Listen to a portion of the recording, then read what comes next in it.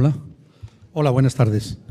Bien, vamos con la segunda mesa redonda, las reformas que vienen propuestas, y yo simplemente por situar el debate diré que, como bien sabemos todos, acaba de ser publicada una ley orgánica, la 1/13, que ha dejado en suspenso la renovación del Consejo porque está pendiente la reforma de la ley orgánica del Poder Judicial en esta parte que se refiere al funcionamiento del Consejo.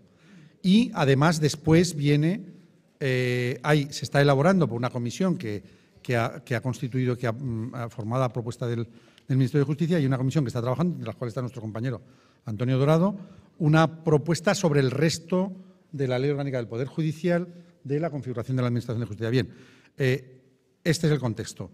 Yo, como mi trabajo aquí es simplemente de moderar, ya doy la palabra y tiene la palabra José Miguel Castillo, que, como todos sabéis o como todos saben, es portavoz de la Comisión de Justicia del Congreso de los Diputados del Grupo Parlamentario Popular.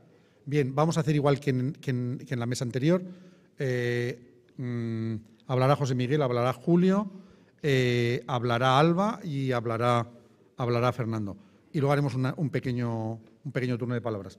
Pues nada más, simplemente con esto, porque mi trabajo se trata de daros la palabra, organizar el debate y ya está. Tienes la palabra. Muchas gracias y buenas tardes. Mis primeras palabras son para expresar mi agradecimiento a la Consejería de Justicia e Interior de la Junta de Andalucía por la distinción que supone para mí el haberme invitado a participar en esta jornada sobre la reforma de la justicia, brindándome la oportunidad de intervenir en esta mesa y comparecer ante un foro de destacadas personalidades del mundo del derecho y de la justicia para hablar precisamente de una cuestión que creo que nos interesa a todos y que es tan fundamental como la reforma de la justicia en España. Así que el análisis que les voy a realizar, lógicamente, está basado en mi experiencia personal dentro de las tareas legislativas que en la actualidad estoy desempeñando como portavoz del Grupo Popular en la Comisión de Justicia del Congreso de los Diputados. Y, lógicamente, tienen como propósito valorar las propuestas de las reformas que vienen, tal como señala el título del programa. Pero previamente trataré de señalar muy sintéticamente, desde mi perspectiva, lo que considero la realidad compleja de la justicia. Así que, al igual que la medicina, antes de instaurar un tratamiento es conveniente hacer un diagnóstico y, lógicamente, para hacer el diagnóstico hay que fijar cuáles son las sintomatologías que presenta el paciente. En este caso sí voy a hacer una breve referencia a esa sintomatología de nuestro paciente, que es nuestro agotado modelo judicial. Tan solo así lograremos entender, no pretendo esta tarde convencer a nadie, por supuesto, pero que al menos sí se entienda el porqué de las medidas, de los proyectos que en la actualidad, día a día y paso a paso está tomando tanto el Ministerio de Justicia como nuestro Gobierno. En cuanto a los datos, precisamente para poder establecer esa patología inicial, voy a hacer referencia. Muchos de ustedes posiblemente lo conocerán, por eso voy a pasar rápidamente. Son datos extraídos del informe La Justicia dato a dato, así como de la última memoria del Consejo General del Poder Judicial correspondiente al año 2011 y que establece cuál es el nivel de litigiosidad en nuestros tribunales. En cuanto al ingreso de temas, aproximadamente, y en cifras redondas, de 9 millones de asuntos. Los asuntos resueltos al final del año fueron 9.100.000. En trámite quedaron, sin embargo, 3 millones. La tasa de litigiosidad, por tanto, es de 191 asuntos ingresados por cada 1.000 habitantes. Si hacemos un ejercicio de comparación, que ya se ha utilizado en alguna ocasión anterior en España, con aproximadamente 47 millones de habitantes, tenemos 9 millones de asuntos, mientras en Francia, con 65 millones de habitantes, tenemos 6 millones de asuntos. Es decir, más de 3 millones de asuntos menos en un país que tiene 18 millones de habitantes más. Ni qué hablar de Reino Unido, de países nórdicos con tasas bajísimas de litigiosidad. A pesar, por tanto, de que es el segundo año en que cae la tasa, el volumen de litigiosidad, y a pesar de ser la primera vez en muchos años en que la Administración de Justicia ha sido capaz de resolver más temas de los que ha ingresado, sin embargo, la litigiosidad sigue siendo demasiado elevada para poder rebajar el volumen de asuntos pendientes con la actual planta judicial. Seguimos encontrándonos, por tanto, por la dificultad, por no decir por con la imposibilidad de llegar a la meta del rendimiento óptimo de la justicia, entendiendo por tal el que cada órgano unipersonal o colegiado pueda llegar a resolver dentro de los plazos que se establecen procesalmente con la suficiente calidad, rapidez y precisión que le son exigibles. En este sentido, voy a hacer una referencia a los abogados, que nadie me lo tome a mal porque yo soy abogado, pero es simplemente el reflejo de este exceso de litigiosidad. En España, con, ya he dicho, 47 millones de habitantes, tenemos algo más de 125.000 abogados, es decir, 272 abogados por cada 100.000 habitantes. La media en Europa es exactamente la mitad. Es decir, únicamente es un reflejo lógico de la litigiosidad que existe. Por tanto, la gran carga judicial resulta un problema de muchísima envergadura. Sería el primero de nuestros síntomas que tenemos que detectar y que tenemos que combatir. Y digo que es de gran envergadura porque provoca la lentitud de la tramitación de los procedimientos y además se convierte en la principal causa de protesta ciudadana. Ya se ha hecho referencia anteriormente por algunos de los barómetros, tanto del Consejo General de la Abogacía como del Centro de Investigaciones Sociológicas, en las que en una cifra aproximadamente el 74% la población considera que la justicia es el servicio peor que tenemos en la actualidad. Por tanto, tenemos que determinar y establecer una serie de medidas para luchar contra este exceso de litigiosidad. La litigiosidad no es el único de los elementos que determinan ese fracaso del sistema judicial, sino también la pésima organización de nuestro sistema con una estructura territorial de partidos judiciales totalmente anacrónica y sin ningún sentido en la actualidad. Si hacemos un análisis comparativo con países de nuestro entorno, nos permite también profundizar en estas reflexiones y dentro del cuadro de indicadores de la Unión Europea, se publicó hace unas semanas, 2013, en marzo de 2013, se establecen los tiempos que son necesarios para resolver los casos no penales. De 24 países, España ocupa la posición número 20 con 500 días, muy por detrás de Italia con 400, Francia por debajo de los 300, Alemania en torno a los 150. Solo mejoramos, y la verdad es que eso no es para llenarnos de optimismo, a Grecia, a Chipre, a Malta y a Portugal.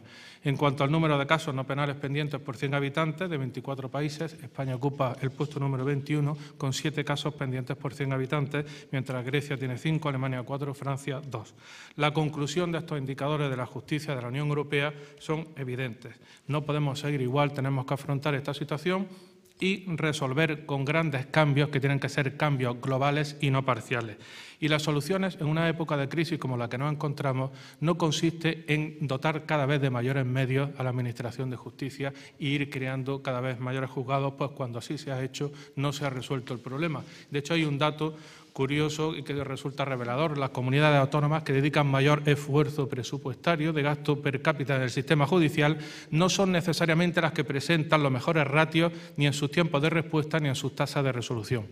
Por tanto, la primera pregunta es si existen medios materiales y personales suficientes en nuestra Administración de Justicia. Y aunque les pueda parecer sorprendente, yo les contestaré que sí. Volvemos otra vez a los indicadores de justicia de la Unión Europea publicados en marzo de 2013 y nos encontraremos con algunos datos que son bastante relevantes. En cuanto al presupuesto de los tribunales a nivel nacional y regional, ya hemos visto que España está ocupando siempre los puestos de cola en el resto de ratios en materia de eficacia. Fundamentalmente, sin embargo, nos encontramos que aquí España ocupa el tercer lugar de la Unión Europea con un gasto por habitante de 95 euros, tan solo superada por Luxemburgo y por Alemania, que le dedica 98 euros. En cuanto al número de jueces, también se ha venido denunciando históricamente que existe una carencia de jueces en nuestro país. Lo cierto es que en España no existe un defecto de jueces profesionales, pues se sitúan, según estos datos, dentro de una media razonablemente alta de los países de nuestro entorno. España, con 11 jueces por cada 100.000 habitantes, ocupa el puesto 12 de 27 países. Estamos, por tanto, en la media europea por delante de Finlandia, Dinamarca, Francia o Italia y en términos muy similares a países muy desarrollados como del norte de Europa, pues Noruega tiene 11,2 jueces por 100.000 habitantes y Suecia 11,5. De hecho, la plantilla de jueces en nuestro país supera con creces la plantilla judicial. Así que en un momento en que la creación de nuevos juzgados se encuentra paralizada, no tanto por la crisis económica, sino porque se va a modificar completamente el modelo de planta judicial, el Consejo General del Poder Judicial ha tenido que arbitrar medidas para ubicar, a pesar de no existir plazas, a la última promoción de 231 jueces que salieron hace una semana de la Escuela Judicial. Y no será un problema la profesionalización de la justicia con la reducción de los jueces sustitutos, que hasta ahora dictaban más del 20% de las sentencias en nuestro país. Pues las promociones correspondientes a los años 2011 a 2014, es decir, las del año pasado al año que viene, van a incorporar aproximadamente 709 nuevos jueces profesionales. Si hablamos de órganos judiciales, también España está por encima de la media europea, con más de 4 juzgados por cada 100.000 habitantes, cuando, por ejemplo, Alemania está en 1. Y si hablamos de funcionarios no jueces, incluidos secretarios judiciales, médicos forenses y funcionarios de los cuerpos de gestión, tramitación y auxiliar, su número supone una de las cifras más altas en términos absolutos de la Unión Europea, duplicando la media. Ello nos lleva a la forzosa conclusión, no siempre fácil de escuchar, de que en España, dada nuestra actual estructura del sistema, el mayor gasto en justicia, es decir, más ayuda, más órganos, más juzgados, más informática, no siempre genera más eficiencia del sistema ni incrementa necesariamente su calidad. Y es que resulta evidente que el grave problema que tenemos es la pésima organización del sistema, como ya he dicho, con una estructura territorial absolutamente desfasada. Un ejemplo resulta revelador. Según la estadística elaborada por el propio Consejo General del Poder Judicial, el 43,6% de los órganos judiciales no llegan al módulo de entrada de asuntos. Que conste que hablo de entrada, no de salida, es decir, no tiene nada que ver con el trabajo de los jueces y magistrados, sino el volumen de trabajo que les entra. Del total de 3.936 órganos judiciales, 1.716 son órganos sin sobrecarga, es decir, algo se está haciendo mal. Por tanto, las soluciones planteadas por el Gobierno en materia de justicia, analizando estos síntomas, ha establecido fórmulas que contribuyen en primer lugar o que contribuirán a disminuir razonablemente el elevado índice de litigios que anualmente se acumulan en nuestros juzgados y tribunales. En esta línea se han culminado iniciativas legislativas indispensables como el fomento de la solución extrajudicial de conflictos a través de la mediación, impulsada por la Ley 5/2012, o bien la nueva Ley de tasas, la Ley 10/2012. Igualmente debemos poner en valor algunas de las propuestas avanzadas por el Ministerio de Justicia para reducir la litigiosidad, como son la Ley de la Jurisdicción Voluntaria o la despenalización de determinadas conductas hoy calificadas como faltas. Tenemos que tener en cuenta que los juicios de faltas que se celebran a diario en este país son 2.400 y el primer problema no es convocar a las partes, los testigos, los peritos, consumiendo parte de los recursos de nuestros juzgados de instrucción, sino que además se deben de dictar las sentencias y además se tienen que ejecutar. Lógicamente supone un trabajo complementario tanto para nuestros tribunales como para la Fiscalía. Con ello, la investigación criminal de los asuntos realmente complejos y de gran envergadura no son postergados, pero sin embargo sí quedan limitados de una forma importante. Y si hemos hablado que uno de los principales problemas de la litigiosidad, el segundo es un tema de organización de nuestro sistema. Existen también avanzadas propuestas de reforma que permitirán agilizar y racionalizar nuestro actual sistema organizativo, como la reforma de la Ley Orgánica del Poder Judicial y de la demarcación y planta. Creo que no me queda más tiempo, pero luego podemos en un minuto. En relación a la reforma de la Ley Orgánica del Poder Judicial, que creo que es muy importante y que a todos nos interesa muchísimo, lo que trata es superar el modelo actual que se encuentra estructurado en torno a órganos unipersonales de instancia, revisando la oficina judicial, intentando liberarla de todos los problemas que la agotan y que impide su pleno funcionamiento, garantizar la justicia profesional y diseñar una nueva estructura judicial a partir de las necesidades actuales, que no son las del siglo XIX, a través de tribunales de instancia, como grandes espacios donde se ubicará toda la actividad judicial, con circunscripción provincial, es decir, un único órgano de primer grado para todos los órdenes jurisdiccionales, excepto para Madrid y Barcelona, suprimiendo partidos judiciales, que no significa el cierre de dependencias, sino la reutilización con criterios de especialización, la eliminación de los juzgados de paz para una mayor profesionalización. Bueno, pues doy por finalizado este primer turno. Muchas gracias. Gracias, José Miguel. Esto es la dictadura del tiempo.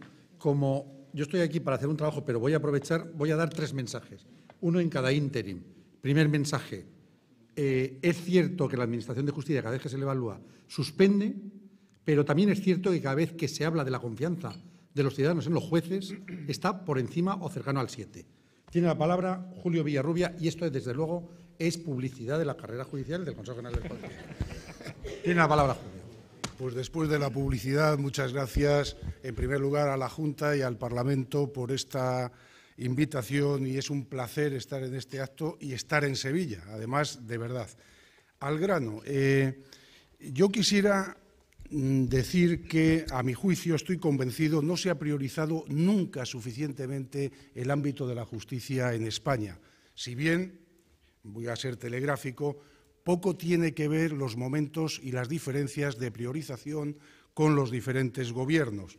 Me sorprende pensar o plantearse siquiera que tenemos suficientes recursos económicos. Hemos pasado de 1.800 millones en el presupuesto de 2010 a 1.504 en el 2013, que quitando los gastos de personal quedan 248 millones de euros para gastos corrientes, transferencias, inversiones, modernización, etcétera. Es decir, permítanme la expresión, ni para papel higiénico. Esto es lo que está ocurriendo en este momento en la priorización. Bien, ¿qué es lo que se ha hecho?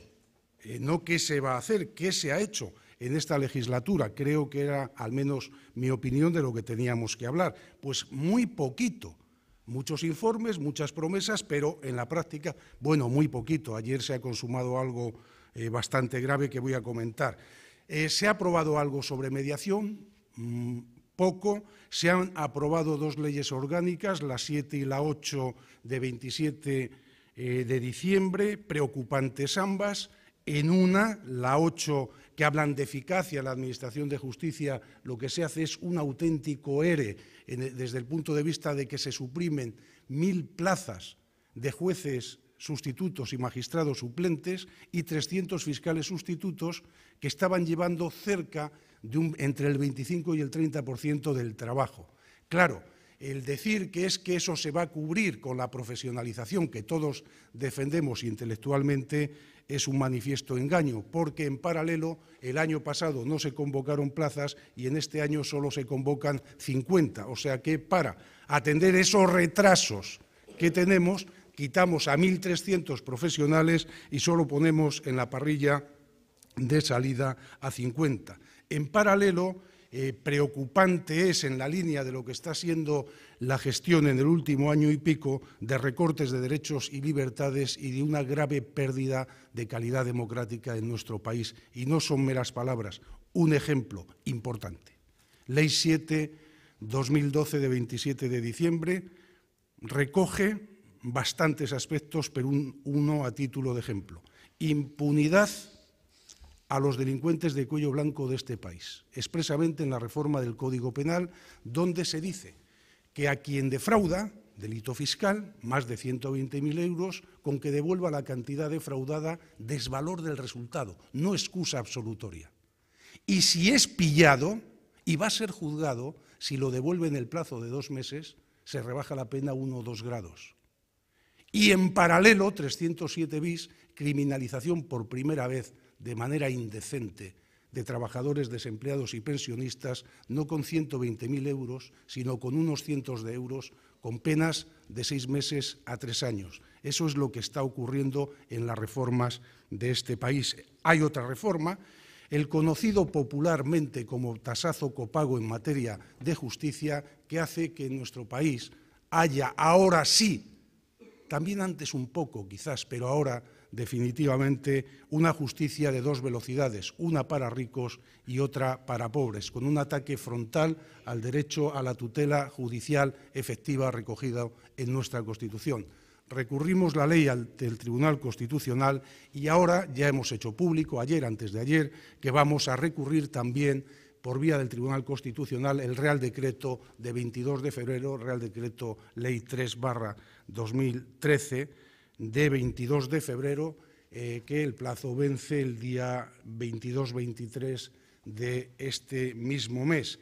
eso es lo que hay, junto con un aspecto que no es menor y voy a comentar un poco más detenidamente en los escasos minutos que tengo. Luego teorizamos, se van a presentar, a mayor gloria del ministro de Justicia, comparecerá el día 7 a presentar unos informes que para dentro de 6 meses quizás se presenten sobre la Ley de Enjuiciamiento Criminal y la Ley Orgánica del Poder Judicial, si completa. Ah, qué curioso, qué urgencia la de ayer, que ahora les contaré, si completa dentro de X meses, pero que no es dar cuenta, esto entre paréntesis, de 20 y tantas comparecencias de control parlamentario que no va a ninguna. Pero bueno, no es motivo de polemizar con mi compañero del Partido Popular, sino tratar de poner alguna información y reflexión sobre la mesa. Bien, ayer tuvimos ocasión, he escuchado opiniones muy interesantes, por supuesto que sí, y muy cualificadas en la mesa anterior, sobre una reforma importantísima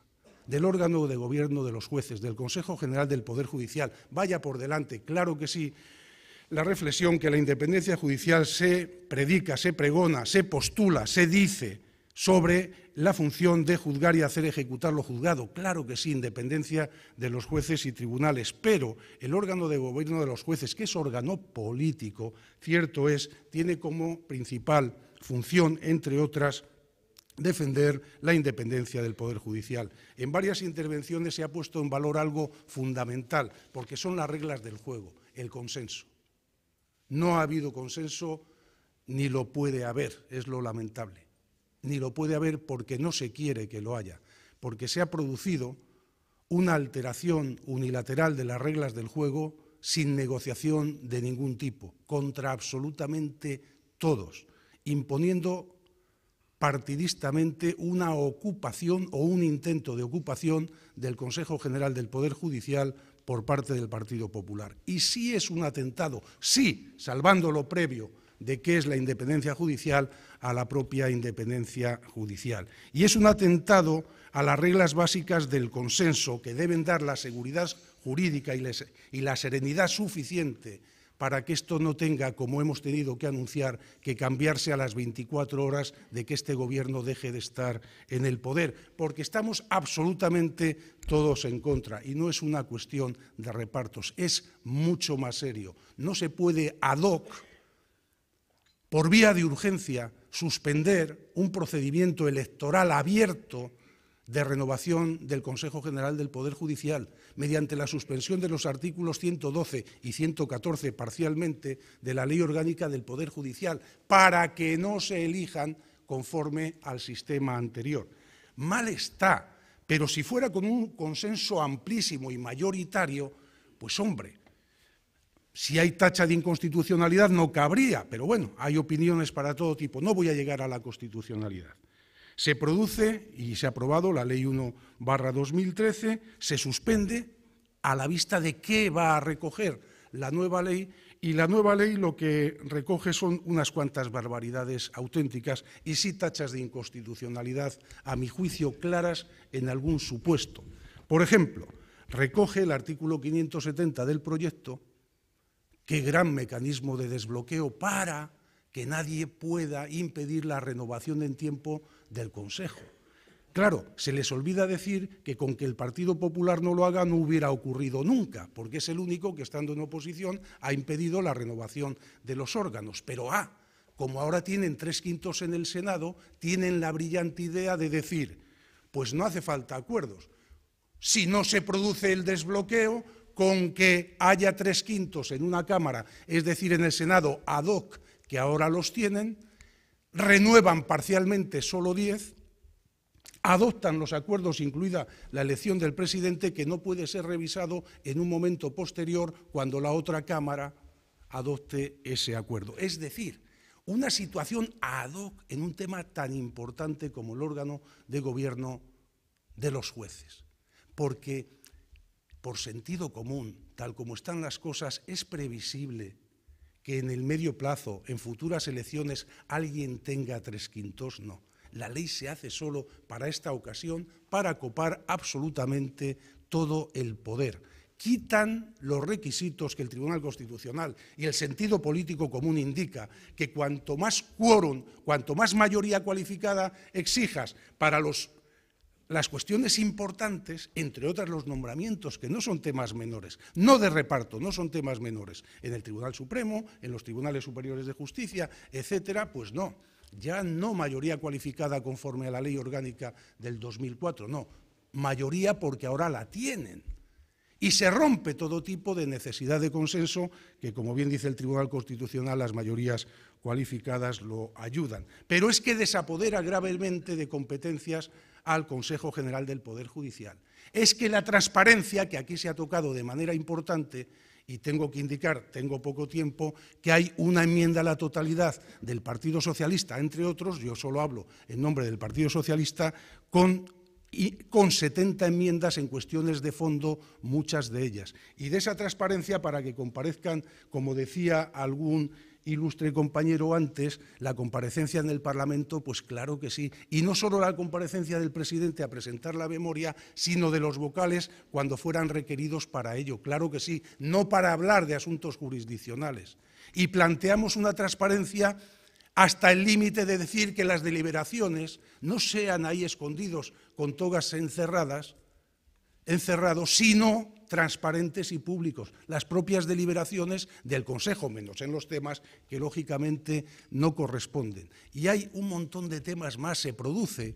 El sistema de elección lo tenemos, yo sé que se puede, como no, discrepar, pero la postura de mi partido es clarísima. La soberanía popular, artículo 1.2 de la Constitución, reside en el pueblo español, del que emanan todos los poderes del Estado, también el Poder Judicial. Habrá que reconocer lo mal que se ha hecho, quizás la culpa ineligiendo de tener los representantes con capacidad, con independencia, para que ejerzan la función de la mejor manera posible, pero eso no justifica otras posturas que no son inconstitucionales, pero que tienen menos legitimación democrática, que es la posición de que sean elegidos solo por los miembros de la carrera judicial. Por muy importante que sean, no deja de ser un colectivo de 5.000 y pico personas, y el Parlamento representa al conjunto de los españoles y la soberanía popular, en definitiva, reside en el pueblo. Sí hemos planteado también el aspecto del 570, nos parece claramente inconstitucional y linda o puede tener tachas de inconstitucionalidad, la propia, el recoger vocales de primera y de segunda, solo 5 más el presidente en la permanente, que por otro lado, en el tema de transparencia, entre paréntesis, ya ni los vocales, veo aquí algunos vais a pedir información, han metido una enmienda diciendo que de qué se van a pedir las dietas de alguien, a lo mejor nos enteramos los demás, de eso nada. Se acabó. Si la permanente quiere que serán 5 miembros encorsetados a base de bien, por ahora no es un problema de número, es el chocolate del loro, los temas son mucho más importantes, pero si la Constitución dice 20, dice 20 con criterios de igualdad. Y los problemas que se pueden plantear son muchos más, 0 minutos, pues tengo que terminar, son muchos más que los que se pretende resolver. Y hay muchísimos riesgos. Termino, Félix, gracias. Hay muchísimos riesgos, pero la cuestión se ha planteado antes aquí.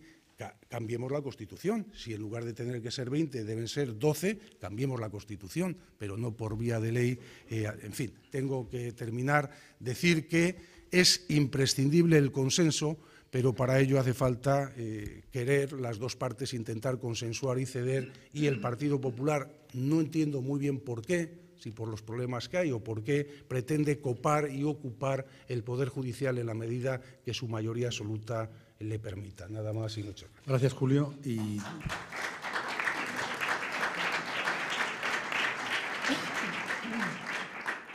nuevamente tengo que decir que el tiempo es un mal dictador, uno de los peores que hay, y le voy a dar la palabra a Alba, pero antes otra publicidad. Tenemos una de las mejores escuelas judiciales del mundo.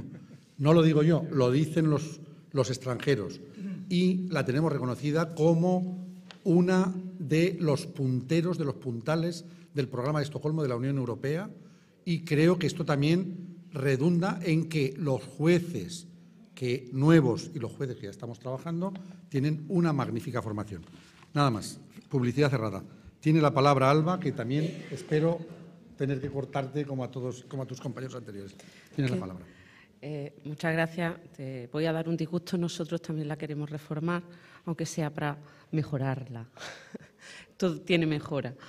En primer lugar, expresar mi agradecimiento por que se nos permita hablar a técnicos del derecho, a juristas de reconocido prestigio, a todos ustedes desde la óptica de la política, que me parece que es muy importante y, por tanto, celebrar la constitución de esta mesa. Una mesa que, en este caso, parece que es como el Consejo General del Poder Judicial en cuanto a representación femenina, digo, que brilla más bien por su escasez. Esta es otra de las cuestiones que hay que reformar dentro del Consejo General del Poder Judicial, la paridad femenina, reivindicar esa paridad en la constitución de todos los órganos.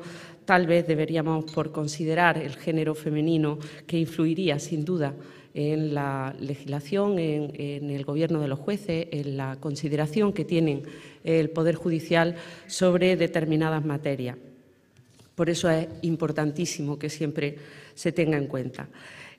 Lo primero, decir que aunque esta mesa se denomina las reformas que vienen en la Administración de Justicia, hay que señalar que esas reformas ya han empezado y que tienen además un marcado carácter político en el sentido de ideológico.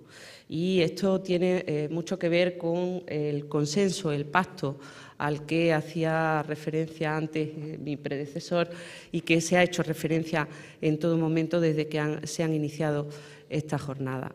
Se habla mucho de la necesidad de un pacto, de un compromiso entre todos los grupos políticos, pero no se acaba de perfilar en qué consiste ese pacto, dónde debe estar el consenso. Es difícil. Yo lo discutía con un ciudadano hace escasos meses que me escribía un correo electrónico y que decía que cómo era posible que no llegáramos a ese pacto, y yo decía, ¿y qué pacto debo alcanzar? ¿El de las tasas judiciales? ¿El de decir que sí a las tasas judiciales? ¿Aquel que supone el pisotear los derechos laborales de los trabajadores? ¿Aquel que supone la desigualdad de los ciudadanos en el acceso a la justicia? ¿Qué clase de pacto queremos? En ese sentido, pues evidentemente, desde ese punto de vista ideológico, y esta reforma de la justicia tiene un marcado carácter ideológico de desigualdad, de impedir el acceso a la justicia por criterios de clase. Desde ese punto de vista, evidentemente, este grupo no va a poder llegar a ningún pacto. Y no va a poder llegar a ningún pacto no solo por consideraciones ideológicas, sino porque tampoco se da la oportunidad desde el Gobierno de llegar al pacto. La prueba es que, por un lado, se ofrece el pacto, pero, por otro, el propio ministro Gallardón dice que, oiga usted, tenga en cuenta que la oposición es la que es, yo tengo la mayoría absoluta, represento a todo el mundo, con lo cual aquí se acabó lo que se daba y las enmiendas son las de mi grupo, que como no las hay, faltaría más, pues no tiene sentido que sigamos discutiendo. Yo creo que es una consideración del Parlamento un tanto peligrosa, porque nos lleva a prescindir de todo debate, y así estamos asistiendo cada vez más a la política de la lectura única, del decreto, de la eliminación del proceso legislativo. Nosotros sabemos mucho de eso, tanto en el Gobierno central como aquí en Andalucía, y esperamos que reflexionemos seriamente sobre el papel del Parlamento, el papel de la política, la necesidad del debate, la necesidad de ese consenso que sale del debate y la necesidad, sobre todo, de considerar la política como un instrumento que busca el bien general, no como un instrumento que trate de empoderar más aún a los poderosos. Con lo cual, pues, está claro, estoy hablando de la ley de tasas, es la primera gran reforma de la justicia que lleva a la consideración de la justicia como un objeto de mercado en vez de como un servicio público, o más bien, como a mí me gusta señalar, como un derecho. Porque muchas veces, cuando se habla de la justicia como un servicio público, se olvida que es un derecho fundamental, porque además no se comprendería la existencia de otros derechos fundamentales si no se pudiera reivindicar la ejecutividad de los derechos fundamentales a través de una adecuada justicia. Y, bueno, perdona, no sé tu nombre. El portavoz del Grupo Popular en el Congreso, José Miguel, hablaba de un modelo judicial agotado e introducía una serie de estadísticas que no tienen otro objeto que plasmar lo que nosotros llamamos la doctrina del abuso. Es decir, la justicia está mal porque los ciudadanos resulta que abusamos de la justicia. Y abusamos de la justicia y estamos pidiendo por encima de nuestras posibilidades, como antes estábamos viviendo por encima de nuestras posibilidades. De modo que no vamos a considerar en ningún caso esa doctrina del abuso. Repito lo que incluso he dicho esta mañana en la propia comisión parlamentaria. Los ciudadanos no tienen la culpa del colapso de los órganos judiciales. Parece que el colapso de los órganos judiciales puede tener mucho más que ver con la insuficiencia de mecanismos de protección a los consumidores, por ejemplo, que evitarían gran parte de esa litigiosidad, con la existencia de mecanismos que eviten que las grandes compañías, por ejemplo, telefónicas o del gas, permitan meter cláusulas abusivas a troche y moche.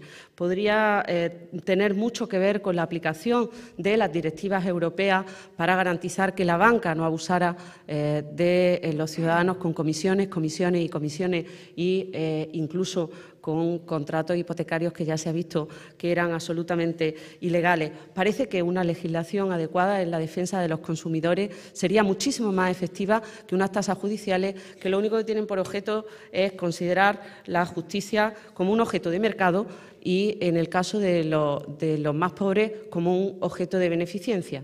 Eso sí, para los más pobres sí hay beneficencia. Por tanto, creemos que no hay igualdad de los ciudadanos ante la justicia, no hay igualdad de oportunidades y que la justicia ha pasado a considerarse ideológicamente de otra manera, como objeto de mercado y no como derecho, no como servicio público. La justicia ya sabíamos que no era gratuita, evidentemente. La justicia se sostenía a través de un sistema impositivo. Es ahí donde también se puede incidir para mejorar no solo la justicia, sino todo el sistema y garantizar la redistribución de la riqueza, la función social de la propiedad, el servicio de la riqueza al interés general, todos esos valores que también están puestos en nuestra Constitución, aunque de un plumazo se pueden ver mermados de la noche a la mañana por obra de las mayorías. Bueno, eso tiene también una serie de repercusiones en los distintos órdenes jurisdiccionales que son muy peligrosos, y yo voy a poner el acento, porque creo que tengo poco tiempo, especialmente en el orden contencioso administrativo.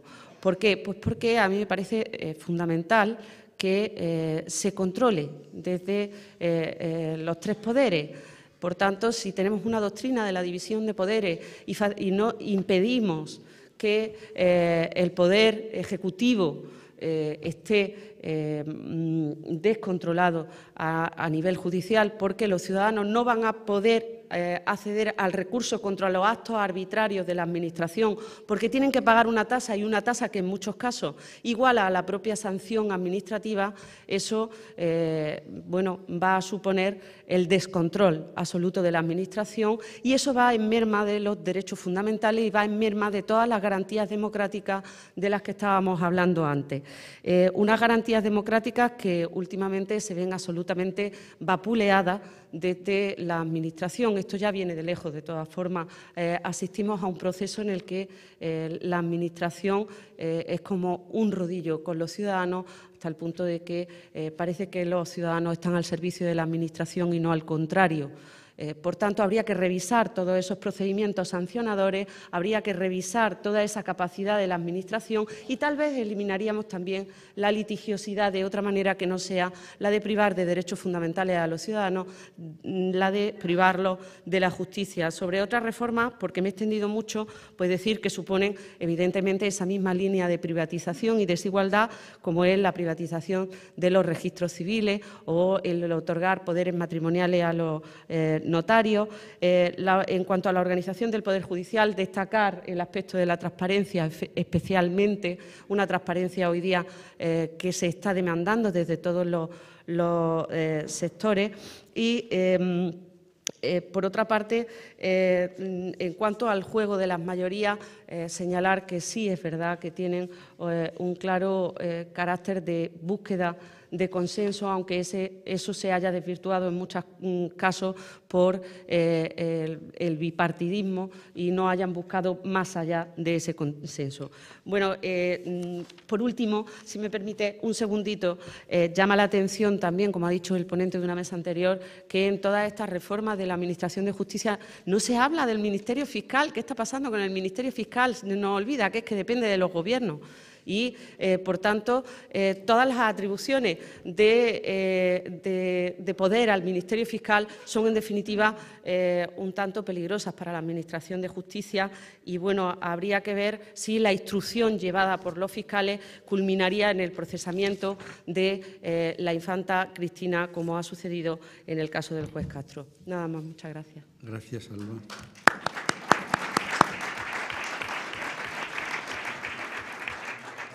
Bueno, último elemento de publicidad. Cuando se ha dado presupuestos y medios para actualizar la Sala Primera y la Sala Tercera del Tribunal Supremo, han reducido los tiempos de respuesta en una tercera parte, a la tercera parte de lo que era antes. Es decir, cuando tenemos medios, trabajamos. Fernando, perdón, trabajamos no, somos eficientes. Fernando tiene la palabra. ¿Qué tal? Buenas tardes. Empiezo como si fuera un espacio patrocinado.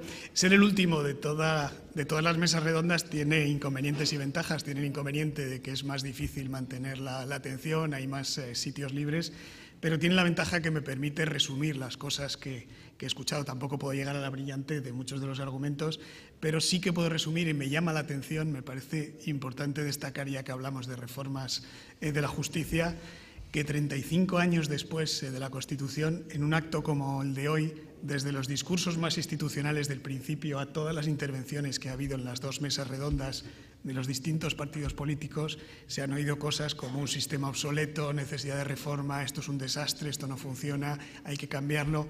Y me parece muy significativo porque me gustaría que nos preguntáramos todos qué es lo que hemos estado haciendo estos 35 años. Han pasado dos partidos políticos que han gobernado con distintas mayorías. Mi admirada María Peral creo que ha dicho que llevamos ya 8 consejos del Poder Judicial. 6. Hemos, por supuesto, trabajado en medios de comunicación y, sin embargo, nos encontramos que 35 años después, como digo, la justicia es el servicio público más deteriorado. Yo creo que no hay unas jornadas como estas sobre educación en las que no se hable de cómo, o sanidad más todavía, cómo conservar la sanidad, cómo no recortarla, pero desde luego no cómo empezar a hacer que funcione un servicio público como el de la justicia, que es obvio que no funciona tal y como ha quedado de manifiesto en todas las intervenciones. Y yo creo que esa reflexión es aún más importante teniendo en cuenta los momentos de desafección política que vivimos y que es extensible también a los medios de comunicación. Como dice el clásico soviético irónico, no solo les voy a hacer la autocrítica a ellos, sino también la voy a hacer respecto a los medios de comunicación en la medida que tenemos la responsabilidad, y así la hemos tenido en todos estos años, de creación de opinión, de creación, por ejemplo, de tópicos diariamente, y hay ejemplos en la prensa de estos días, por ejemplo, de que España es un país en el que hay una laxitud de penas que es necesario cambiar, y por eso, como veremos luego, los gobiernos, y este en particular, se vuelca en cambiar siempre el Código Penal y en endurecerlo, o, por ejemplo, como hay una adscripción clarísima de cada uno de los jueces que actúan en función del resultado de las decisiones que toman, y eso tiene reflejo en los medios de comunicación. En función de la trinchera de cada uno de los medios de comunicación, diría.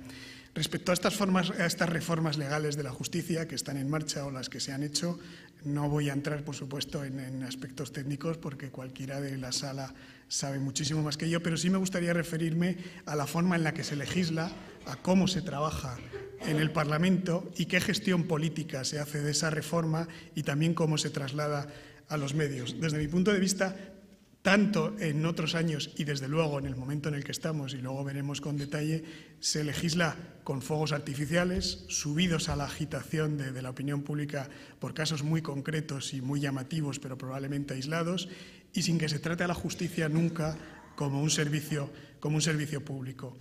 De toda esa forma de legislar, yo creo que hay unos elementos comunes que podemos ir viendo en los sucesivos ministerios de justicia de la democracia, insisto, con distintos colores de los gobiernos. Primero tenemos la llamada ley de enjuiciamiento criminal o ley procesal, que todos los ministros en sus comparecencias iniciales en el Parlamento ofrecen que la van a hacer, dicen que es muy necesaria, estamos hartos del tópico de que es del siglo XIX, no lo sabemos de memoria, Alonso Martínez el que la hizo, pero nunca se termina de cambiar. Pese a ser esa reforma, no se pasa de esos buenos propósitos. Hay algunas excepciones, como en la legislatura pasada, cuando ya era imposible de aprobar por puro calendario, se concluyó un texto articulado, probablemente el más trabajado de cuantos se ha hecho en democracia, y sin embargo ese texto terminó en un cajón. Y lo curioso es que ahora, cuando se pretende reformar esa ley procesal, se empieza desde cero, olvidando todo el trabajo legislativo notable que se ha hecho por una especie de adanismo que suelen tener todos los ministros de Justicia, y que me permito decir que que tenemos ahora en particular utiliza ese adanismo por la obligación que parecen sentir de distanciarse de los gobiernos anteriores. Como el trámite parlamentario es tan largo, las legislaturas se terminan haciendo cortas para asuntos que, como todos los que están aquí, los que, como ha dicho el decano, horteramente son los operadores judiciales, saben perfectamente que la justicia no solo es cuestión de medios materiales o personales, que también, sino también de leyes o normas que los gobiernos, no sé si por falta de voluntad, por falta de calendario, por falta de compromiso, terminan sin hacer. Hay que tener en cuenta que la ley procesal que este Gobierno en teoría ha puesto en marcha, porque todavía no hay un texto articulado y desde luego que esté en el Parlamento, en el mejor de los casos, esa ley por el trámite parlamentario no saldrá del Parlamento antes de 2015. Teniendo en cuenta los momentos que vivimos, sobre los que no hace falta pararse, cualquier traspiés político, como un adelanto electoral, obligaría a empezar de nuevo y a que dentro de 4 años, si somos invitados, volvamos otra vez a hablar aquí de la necesidad de una ley de enjuiciamiento criminal, y mientras ustedes estarán trabajando con la ley obsoleta que tenemos. Todo se hace con papel, ni siquiera están reguladas las escuchas o las intervenciones tal y como ha exigido el Tribunal Supremo. Es decir, no solo es un tema, digamos, de lentitud, sino también de detrimento de derechos de los ciudadanos. En estos momentos no hay siquiera constancia de que por parte del Ministerio de Justicia haya contactos en busca del consenso con los partidos políticos. Creo que Julio no me dejará mentir en este tema. Otro de los elementos comunes de la forma en la que se hace la reforma de la justicia por parte de los distintos ministros de Justicia es la de la voracidad con el Código Penal. Van más de 20 cambios en democracia, hasta el punto de que no terminan de aplicarse artículos que se cambian y se vuelven a cambiar otra vez. Supongo que para los penalistas se convierte en una cierta tortura y locura la forma en la que se aplica ese Código Penal, y si nos fijamos, el impulso de la inmensa mayoría de esas reformas, desde luego de la que está ahora en marcha, tiene mucho que ver con una cierta demagogia, de lo que hablaba antes, de esa supuesta laxitud con los delincuentes, y que, por extenderme a la parte de mi trabajo, tiene que ver también con los medios de comunicación. Estos días estamos viendo, por ejemplo, cómo en los medios se titula con gran alarde que en Francia se condena a un etarra a cadena perpetua, como si eso no se estuviera haciendo aquí, como saben todos ustedes, que un etarra puede estar 40 años en la cárcel si es que ha cometido el delito con la última reforma, 40 años sin posibilidad de remisión, mientras que esa supuesta cadena perpetua en Francia son solo 22 años. Luego, desde los medios de comunicación se está animando a una reforma de la justicia y a una forma de legislar que, como digo, tiene mucho más que ver con la manipulación o con la demagogia, y también por el interés político de un partido que en un momento dado necesita hacer gestos a su electorado, y eso es lo que condiciona esa reforma de la justicia. Por cierto, que si se aprueba el nuevo Código Penal que está en marcha, se reformará esta parte de los 40 años y las medidas de vigilancia posterior sin que hayan entrado nunca en vigor, porque se tardará, bueno, lo saben perfectamente técnicamente para ver el absurdo de la situación en la que estamos. Otro elemento común que he mencionado antes de estas reformas de la justicia desde el punto de vista político es la de no percibir en ningún caso, ninguno de los dos partidos que han gobernado, la justicia como si fuera un servicio público, sino más bien de un puro control. No es como la educación, no es como la sanidad, hasta llegar a la situación en la que estamos. Las reformas se han referido casi siempre a asuntos colaterales o de estricto control político o a la recaudación. Antes han hablado de la ley de tasas y yo creo que es un buen ejemplo de cómo políticamente la reforma de la justicia se hace desde el Ministerio de Hacienda, lo cual supone desvirtuar el objeto y la situación de la justicia y la actuación de la justicia. Desde luego se hace al margen de las asociaciones, los colectivos y los que tienen que estar aplicando esa justicia. Y se producen situaciones en esta estrategia de no ver la justicia como servicio público, como dejar empantanada la implantación de una oficina judicial que en su momento se anunció como la gran solución para la justicia. Otro ejemplo, España está condenada desde hace muchos años reiteradamente por tribunales europeos por no universalizar la doble instancia sin que nadie tome medidas. O otro ejemplo mucho más llamativo del que no se ha hablado antes, que es la reforma anunciada de los registros civiles cuando, como bien sabe Julio Villarrubia, la última reforma, la última ley está aprobada y está en situación de vacatio legis pendiente de entrar en vigor en julio. Y antes de que entre en vigor ya hay un gobierno que se está planteando cambiar aquella reforma de los registros. O, por ejemplo, lo que ya hemos hablado y que parece un tópico, un dramático tópico, que es la falta de interconexión informática entre los distintos juzgados. Otro de los elementos comunes, y que, insisto, se está acrecentando en esta reforma de la justicia en marcha, es la de la falta de consensos básicos. Hubo una única excepción en la segunda legislatura de Aznar, mínima, con un pacto de la justicia, pero que simplemente sirvió para nombramientos y reparto de cargos y mayorías, pero no para reformas de calado o funcionamiento. Es paradigmático el modo en el que se constituyen los consejos generales del Poder Judicial. Antes se ha hablado de ello y es bien curioso en la transmisión que se hace de esa constitución en los medios de comunicación, de cómo cada uno de los partidos reúne a los vocales la noche antes de que se nombre al presidente y se les dice qué presidente tienen que nombrar, hasta el punto de que el nombramiento de Carlos Díbar se anunció en Moncloa como nombramiento, me quedan 2 minutos, como nombramiento de Zapatero en lugar de ser nombramiento del Consejo. Y hablaba de fuegos artificiales porque se acostumbra a legislar en caliente en el tema del Código Penal del que ya he hablado. También, por ejemplo, las acusaciones populares en función de si interesa o no y de los sumarios que hay en trámite. En esa técnica legislativa, en esa forma de legislar, y Julio sabe de eso porque intervino en la anterior legislatura, por poner un ejemplo, se cercenó la jurisdicción universal en determinados sumarios porque los dos partidos llegaron a un acuerdo de que eso creaba un problema diplomático y lo hicieron a través de enmiendas a la ley de oficina judicial sin que obviamente hubiera ni informes ni del Consejo de Estado ni del Consejo General del Poder Judicial. Sería interesante en el trámite parlamentario y de reforma, precisamente en la búsqueda de acuerdos, que se buscaran comparecencias en el Parlamento similares a las que se han producido con la ley antidesahucios o la ley de transparencia que se hiciera para la ley del Poder Judicial, para la ley de enjuiciamiento criminal, para que participaran las asociaciones y los decanos del Colegio de Abogados y demás, que en este momento están siendo apartados por completo de esa reforma de la justicia, porque en ninguna de las reformas que se hacen, ni la ley de tasas ni la ley del Poder Judicial, han sido consultados. Por último, en esta reforma, además, en esta reforma de la justicia que está en marcha, hay varios elementos que me parece importante poner de manifiesto, que es el cambio y el giro radical que se ha producido en el partido que gobierna y que pone en marcha esa reforma. Durante años ha estado obstaculizando reformas en base a unos principios que mantenía, como que, por ejemplo, no instruyeran los fiscales, y sin embargo ahora en el proyecto que se pone en marcha está la instrucción por parte de los fiscales, después de haber hecho, como digo, bandera de ese rechazo. En el Poder Judicial es evidente el cambio en el sistema de elección parlamentaria y también en el Código Penal. Y aquí me quedo porque me quedo sin tiempo. Gracias.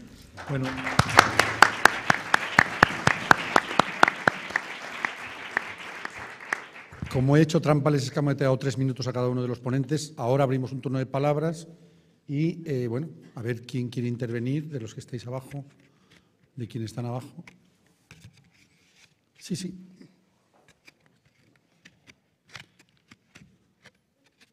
Sí. Sí. ¿También? Sí. Sí, no, muy brevemente, yo soy Vicente Guzmán, catedrático de Derecho Procesal y coyunturalmente rector de la Universidad Pablo Olavide. Y solamente 3 cosas respecto a lo que se ha dicho. Primero, la reforma de la justicia. Evidentemente, hay soluciones, lo que no sé es si hay voluntad de implementarlas, ¿no?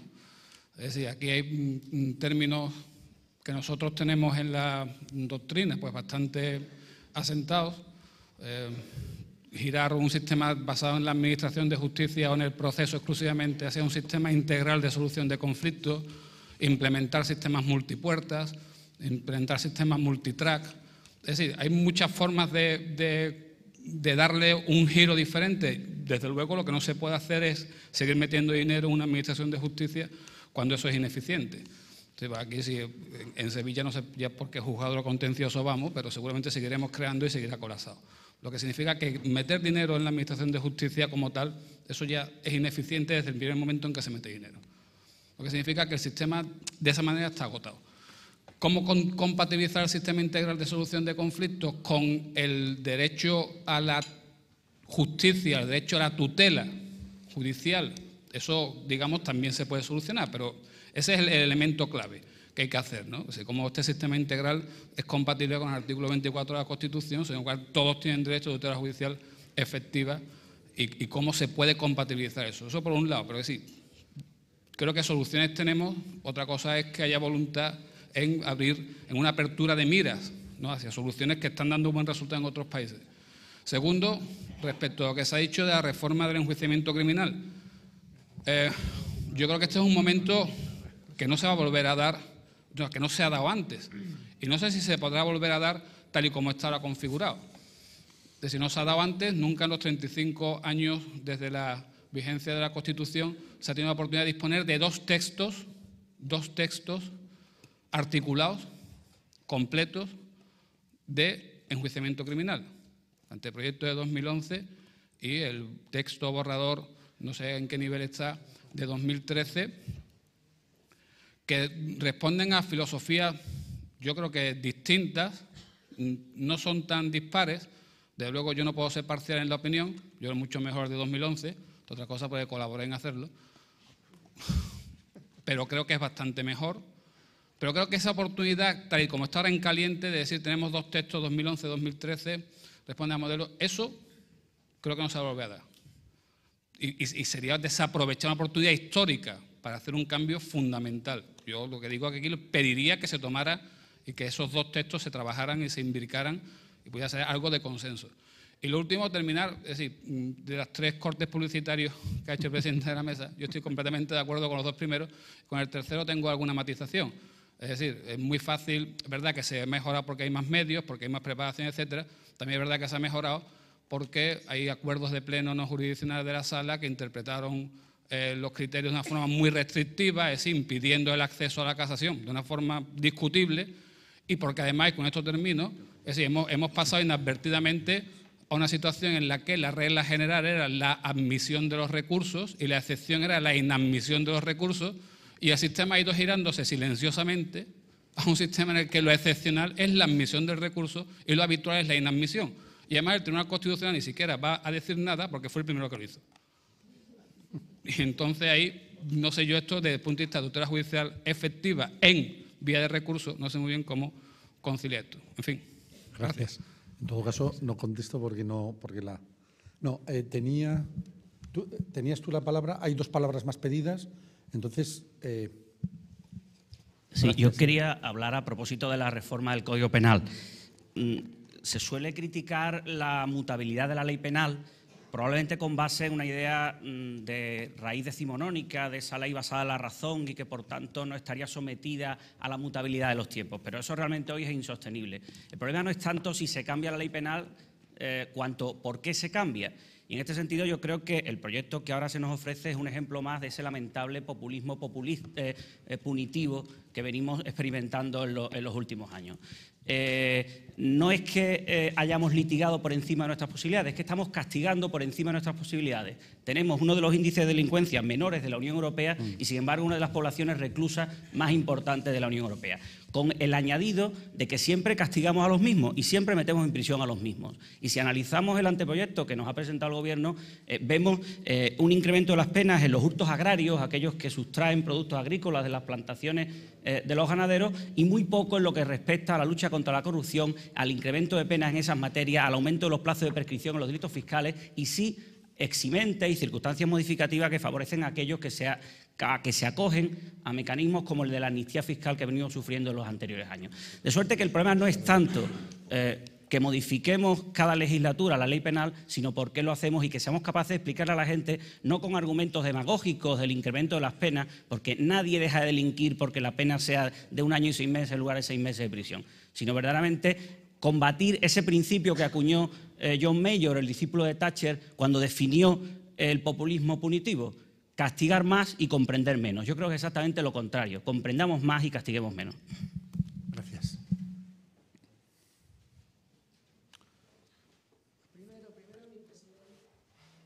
No, tú. No. Buenas tardes. Ante todo, muchas gracias por darnos la oportunidad al Consejo Andaluz de Procuradores de comparecer en este foro, que a la llamada de nuestro presidente, Pepe Jiménez, hemos venido todos los decanos. Igual que decía el decano de Abogados de Cádiz, los decanos yo soy decana de Almería, María del Mar Gázquez. Los procuradores también tenemos que decir mucho, porque también sufrimos las penas del justiciable. Somos los representantes del justiciable. Nosotros somos los que pateamos los juzgados. Vemos qué funcionario lleva los pleitos mejor, donde hay más orden, donde hay menos orden, donde un secretario es capaz de llevar al funcionario correctamente. Y luego los actos de comunicación. Desde que se nos ha dado la oportunidad en la reforma última de hacer los procuradores los actos de comunicación, tenemos un dossier muy grande de actos de comunicación que han intentado hacer los juzgados, la oficina, fallidos. Unos por falta de medios, otros porque van a la dirección y no coincide, otros porque no se molestan en buscarlo. Ese mismo acto de comunicación, a las 24 horas, el procurador lo ha hecho, ha buscado la pedanía donde estaba, ha preguntado y lo ha hecho. De hecho, en los países comunitarios de nuestro entorno, los huissiers de justice hacen actos de comunicación con mucho éxito, hasta el punto de que muchos jueces dudan de que esté correctamente esa notificación hecha y dicen que la haga un huissier. Sería una buena oportunidad en la reforma de que no necesitemos a 2 testigos y tengamos capacidad de certificación. Tendremos detrás al Ministerio Fiscal como tienen en otros países. Muchas gracias. Le cedo la palabra a mi presidente, que tenía que haber hablado antes que yo. Pues parece que el presidente, lo digo porque no sabía que eras presidente, pero tiene la palabra. Buenas tardes. Ante todo, felicitar a la Junta de Andalucía por esta jornada de trabajo, y lo hago en la persona del consejero y quiero que se lo haga extensivo al presidente de la Junta de Andalucía. Empiezo por unas palabras de Pedro Izquierdo y estoy de acuerdo con él. Si queremos tener un Estado moderno y queremos generar confianza en los ciudadanos, en nuestras pequeñas y medianas empresas, en las grandes empresas españolas y en los inversores extranjeros, necesariamente tenemos que tener una administración de justicia ágil y eficaz, sin más remedio. Pero esto no se puede quedar en una declaración de meras intenciones. Yo me di de alta en el año 83, hablando de los medios que tenemos ahora y de lo que hay que implementar. En el año 83 estaba la máquina de escribir Olivetti. 5 minutos, voy a ser muy rápido. Papel de calco, papel de estado que le ponían los procuradores. No había prácticamente medios ninguno. Lo que sí es verdad que teníamos un personal en jueces y magistrados magnífico, al igual que ahora, un personal de la Administración de Justicia, al igual que ahora, magnífico, pero no había medios materiales ninguno. Y la justicia, el tiempo medio de respuesta de la justicia era eficaz y era eficiente para el ciudadano. Hoy día tenemos todos los medios tecnológicos a nuestra disposición. Tenemos incluso más personal de la Administración de Justicia a disposición de este servicio público y, curiosamente, sigue fallando. Yo soy de los que piensa que no es necesario que haya más órganos judiciales ni más personal, sino simplemente racionalizar y optimizar lo que tenemos. Es muy simple, es aplicar sentido común, y a los políticos lo único que le pido no es un pacto de Estado, sino simplemente responsabilidad política en el ejercicio de su función. Se me ha ido el hilo, pero sigo el momento. El procurador es un privilegiado. ¿Por qué? Porque nuestra actividad profesional, con un doble carácter, público y privado, la desarrollamos ante la Administración de Justicia diariamente, junto y con jueces y magistrados, secretarios, fiscales y administración, y junto con los abogados que ejercen el derecho de defensa y nosotros la representación procesal, consagrar las dos en la Ley Orgánica del Poder Judicial. Y lo mismo que él reivindica, nosotros también estamos en estrado representando al ciudadano. ¿Y qué podemos aportar los procuradores a la Administración de Justicia y a mejorar este servicio público? Es muy fácil. El tiempo medio de respuesta en términos generales en España, y estoy de acuerdo con lo que nos decía Félix, me parece, tenemos magníficos jueces, como consecuencia de tener una magnífica escuela judicial, el tiempo medio de respuesta a esta sentencia es bastante bueno en España. Donde falla realmente nuestra Administración de Justicia es en la ejecución de la resolución. Y tenemos que tener muy en cuenta que el ciudadano no está satisfecho solamente con una sentencia, sino con la ejecución realmente de lo que es la sentencia. Y ahí el procurador tenemos mucho que decir con los actos de comunicación. Nada más y muchas gracias. Bueno, pues ya doy por cerrado el turno de palabras, porque si no la siguiente mesa me van a correr. Y 2 minutos, pero 2 minutos, porque si no os quitaré el micrófono a los 3 de la mesa. Fernando amablemente ha renunciado. Tienes la palabra, José Miguel. Muy bien, muchas gracias. Espero que la comprensión del moderador, porque evidentemente estoy en una inferioridad numérica respecto a los otros 2 portavoces que me han precedido y evidentemente no comparten los criterios de la política de reforma del Gobierno. Entonces, me parece lógico que pueda tener algún minutillo más pues, para poder hacer una pequeña réplica, además de intentar contestar algunas de las cuestiones que han surgido en este debate posterior. En primer lugar, es evidente que a los 2 compañeros, a los 2 portavoces que han hablado previamente, no les gusta el modelo de reforma planteado por el Ministerio de Justicia. Lógicamente, su proyecto de justicia debe ser el que se tradujo durante 7 años, en las 2 últimas legislaturas, un modelo en el que ni hubo una sola reforma para estructurar la modernización de la justicia, ni hubo oficina judicial, ni hubo ley de planta, ni hubo instrumentos alternativos de resolución de conflictos, ni hubo ley de jurisdicción voluntaria, ni hubo expediente informático, ni hubo interoperabilidad. Lo que sé es que durante estos 7 años no se hizo otra cosa que gastar en un modelo agotado y no tenemos más que remitirnos al fracasado plan de modernización tecnológica de la justicia del año 2009 a 2012. Y voy a dar unos datos. El plan asociado en este plan no tuvo un sistema de financiación para cada actuación y ello ha impedido conocer el coste real y la inversión de cada una de las acciones emprendidas y el grado de cumplimiento del plan. El resultado es que de las 151 medidas, menos del 50% se ejecutaron totalmente. El gasto previsto, 600 millones de euros, ejecutados 388 en 3 años, arroja resultados que lógicamente no se corresponden con el esfuerzo inversor, pues a pesar de tanto dinero dedicado a las tecnologías, ni tenemos integración adecuada de los sistemas informáticos, ni con las comunidades autónomas, ni con otros departamentos del Ministerio del Interior, ni con otros registros, ni existe interoperabilidad ni interconexión, ni el sistema de gestión procesal Minerva, que nació en 2009, empezó a desarrollarse al inicio de la presente legislatura. Lógicamente, ese no es el proyecto del Ministerio de Justicia. Gasto no es sinónimo de desarrollo, como austeridad no es antónimo de crecimiento. Austeridad es lo contrario de despilfarro y es igual a un presupuesto suficiente más reformas estructurales. Y esto es lo que está haciendo este Gobierno. Quería decir en este mismo sentido, al hilo de una de las intervenciones, que se dice que no se están afrontando reformas, se están afrontando muchas reformas. En la actualidad, disposiciones legales publicadas ya son 9.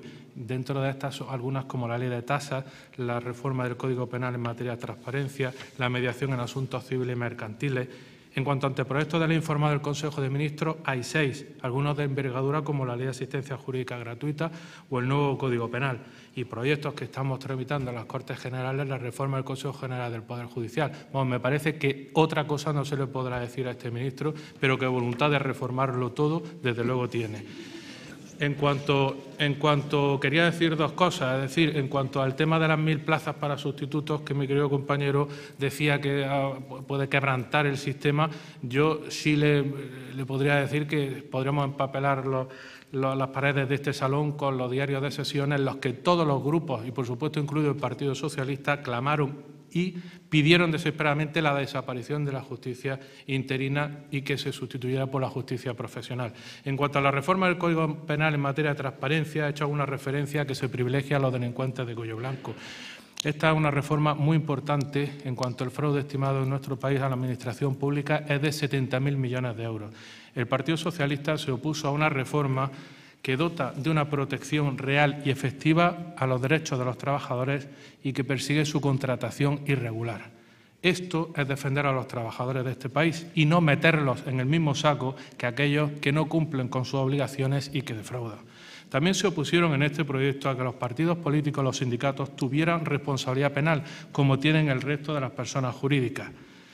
Pero es que además no se beneficia a los delincuentes de cuello blanco.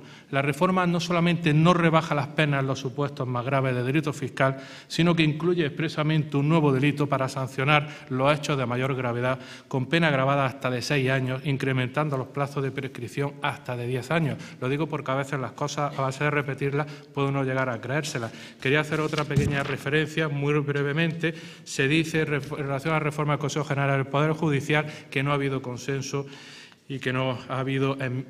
se ha dicho, por ejemplo, que no ha habido enmiendas por parte del Grupo Popular. 40 enmiendas presentó el Partido Popular. Se ha hablado del tema de paridad. La paridad se ha aprobado por una enmienda del Partido Popular que pide la paridad en el Consejo de los vocales de los componentes del Consejo. En cuanto del Partido Socialista, de 1/3 de las enmiendas presentadas, 1/3 han sido aceptadas. 1/3. Eso me parece a mí es tener ganas de consensuar las normas. Como es tener ganas de consensuar las normas, reunirse reiteradamente con el principal grupo de la oposición y cambiar el planteamiento inicial de elección de los vocales judiciales por los propios jueces y mantener el sistema de designación parlamentaria. Creo que eso es ganas y voluntad de tener consenso. En cuanto al tema de tasas, criterios de clase y demás, en fin, se podría hablar mucho. Efectivamente, se ha hecho con una clarísima voluntad de criterio de clase y por eso se ha eliminado a los afectados en los procesos de desahucio, se ha suprimido la demanda de separación y divorcio de mutuo acuerdo, las reclamaciones por incumplimiento de laudos de consumo, se ha incluido, incrementar el ámbito subjetivo de aplicación de la justicia gratuita, el nivel de renta se ha ampliado de la horquilla de 1.200 euros a una horquilla entre 1.300 y 1.600 y se han incorporado a colectivos especialmente vulnerables como las víctimas de violencia de género, de terrorismo, trata de seres humanos, menores y discapacitados víctimas de abusos, así como de aquellos accidentados que hayan sufrido grandes secuelas. Muchas gracias. Muy bien. No voy a polemizar mucho porque voy a intentar respetar el tiempo, aunque un par de puntualizaciones, Félix. Bueno, sobre lo que se ha dicho coincido, pero es también un problema de medios. No solo un problema de medios, pero también un problema de medios y es de organización, modernización. Hombre, el plan de modernización importante en la historia de la democracia, consensuado con todo el mundo, autonomías, con todo el mundo, fue el Plan de Modernización 2009-2011, aprobado también por el propio Consejo General del Poder Judicial. En efecto, con 600 millones de euros adicionales para modernización, que se invirtieron solo, correcto, 388 porque era 2010-2012 y 2012 se adelantaron las elecciones. Luego casi se cumplió, pero no voy a justificar eso. El problema de que si la reforma no gusta a la oposición, no. Ha tenido la virtualidad estas reformas, contrarreformas que yo denomino, de unir absolutamente a todo el mundo, de todo el espectro ideológico, todas las asociaciones, todos los partidos políticos, todos procuradores, abogados, ciudadanos, sindicatos. Es que difícilmente se puede hacer lo que se está haciendo para unir absolutamente a todos. Cierto lo de la ley de enjuiciamiento criminal, de acuerdo, además también porque participaste, el catedrático, y no quiero dejar de decir el segundo interviniente que participó muy activamente en la buenísima reforma importante del Código Penal de 2010, que humanizó el derecho penal en España dentro de lo posible, buscando consensos, porque es mucho más duro de lo que se está diciendo con populismo y demagógicamente. Hay mucho sufrimiento personal y humano, además de coste económico, en cada cumplimiento que hay, con el 50% casi más que en el resto de los países de Europa. Sí, gastados 2 minutos, medio solo. Bueno, no gasto más. No tengo tiempo y voy a respetar. José Miguel, diré a Gallardón que le has defendido apasionadamente, pero en fin, no puedo contestarte más. Muchas gracias, buenas tardes. Bueno.